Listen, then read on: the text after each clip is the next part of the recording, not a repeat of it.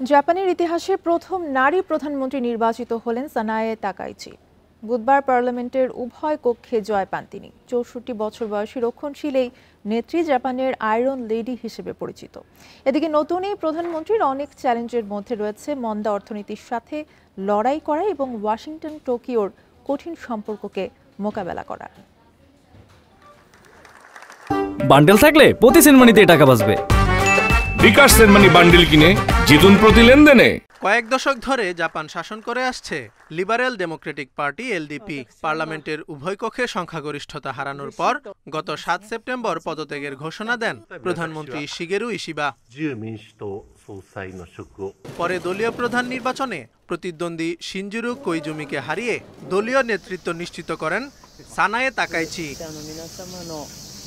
তাকাইচির আনুষ্ঠানিকভাবে প্রধানমন্ত্রী হিসেবে অনুমোদন পেতে মঙ্গলবার জাপানের পার্লামেন্টের দুই কক্ষে ভোট হয়।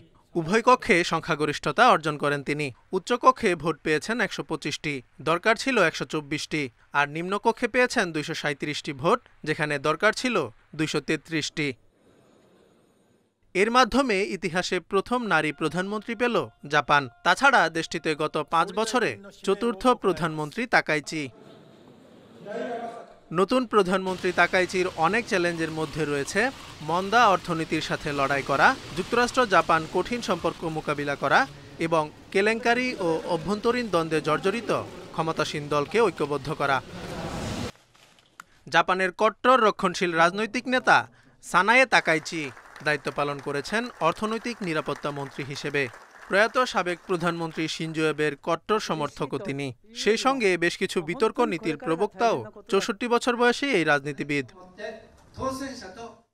Zobayer Hussain, Independent news.